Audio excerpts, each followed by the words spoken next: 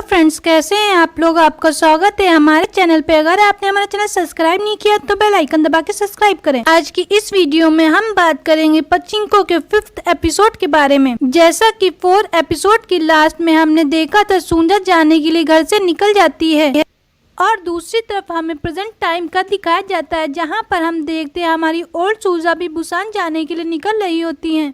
यहाँ पर उनका बेटा उनसे पूछता है कि आप जाने के लिए तैयार है, तो वो कहती है हाँ, मैंने टिकट भी खरीद ली है। फिर अगले सीन में हमें सोलोमन के ऑफिस का दिखाया जाता है, जहाँ पर हम देखते हैं वही लेडी आती है जो अपनी जमीन बेचती है और यहाँ पर वो कॉन्ट्रैक्ट साइन करने के लिए आती है, तो सभी लोग उसका बहुत वेलकम करते हैं। फिर हम देखते सभी एक एक करके अपना विजिटिंग कार्ड और इंट्रो देने लगते हैं, जहाँ पर वो औरत कहती है कि बंद करो, अब स्टार्ट करते हैं। यहाँ पर वो कॉन्ट्रैक्ट साइन करने की बात कहती है, तो सोलोमन भी उनसे हंसते हुए कहता है चलो हम लोग मीटिंग ज्वाइन करते हैं। फिर सीन हमें पास्ट का दिखाया जाता है, जहाँ पर हम देखते हैं सुंजा बैक्सन के साथ जाने के लिए तैयार हो जाती है। फिर हम देखते हैं बैक्सन उसको एक जगह पे बैठा देता और बोर्ड की फॉर्मेलिटीज अदा करने के लिए निकल जाता है। फिर हम देखते हैं तभी वहाँ से एक औरत निकलती है, तो उसका स्टॉल गिर जाता है। सुंजा ये देख लेती है और वो उसको उठा के देने लगती है और अपना स्टॉल देख के वो औरत बहुत खुश होती है, जहाँ पर वो उससे कहती है तुम्हारा बेबी कितने मंथ का है। तो सुंजा की माँ उसको बताती है कि वो 2 मंथ का है शायद। फिर वो उससे कहती आज मैं जो गाना गाऊंगी वो तुम्हारे बच्चे के लिए गाऊंगी, और ये बोलकर वो औरत वहाँ से चली जाती है। फिर सीन हमें प्रेजेंट टाइम का दिखाया जाता है, जहाँ पर सोलोमन की मीटिंग चल रही होती है और कंपनी के डायरेक्टर टॉम वहाँ पर मीटिंग स्टार्ट करने के लिए कहते हैं।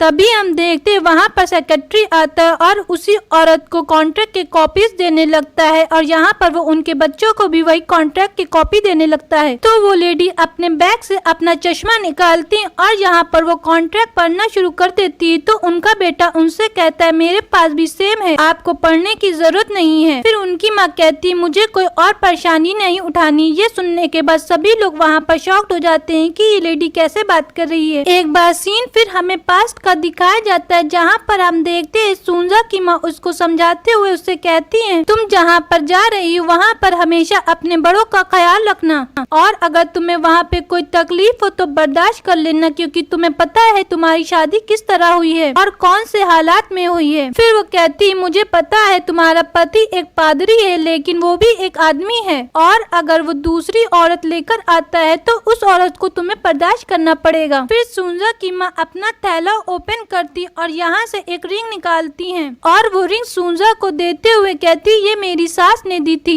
और ये अपने हस्बैंड से छुपा के रखना, क्योंकि औरत के पास हमेशा कोई न कोई चीज महंगी होनी चाहिए। तुम्हारी सास ने मुझे बहुत भरोसा करके दिया था, लेकिन मैं उसको लेकर भागी नहीं थी। यहाँ पर सुंजा वो रिंग लेने से इनकार कर देती और उसे वही वॉच दिखाती है जो उसे हांसू ने दी होती है। फिर वो उनको वॉच दिखाते हुए कहती है मेरे पास ये है। फिर यहाँ पर सुंजा की माँ उससे पूछती है क्या ये उसी आदमी का है, तो सुंजा उनसे कहती है हाँ, उसी आदमी ने ये मुझे दिया है। फिर यहाँ पर सुंजा की माँ उसको समझाते हुए कहती है कि अब तुम्हारी शादी हो गई है और मुझे पता है तुम उस इंसान को बहुत प्यार करती हो, लेकिन अब तुम्हें उसे भूल जाना चाहिए। फिर बोट का हॉर्न बन जाता है, जहाँ पर सुंजा बहुत रोने लगती है, तो उसकी माँ कहती है आज से तुम्हारी नई जिंदगी शुरू होती है। और यहाँ पर हम देखते हैं बैक्सन उसको लेकर बोट के इंजन एरिया में चला जाता है। फिर सीन हमें प्रेजेंट टाइम का दिखाया जाता है, जहाँ पर वो लेडी साइन नहीं कर रही होती है और वो सोच रही होती है, तो सभी लोग उसको देख रहे होते हैं। यहाँ पर उसकी बहू बोलती है कि आपको साइन कर देनी चाहिए, यहाँ के सारे कंपनी वालों के पास भी बहुत सारे काम है, वो आपका इंतजार नहीं कर सकते। लेकिन वो लेडी कुछ सोच रही होती, तो सोलोमन उस लेडी से कहता है आपको पता है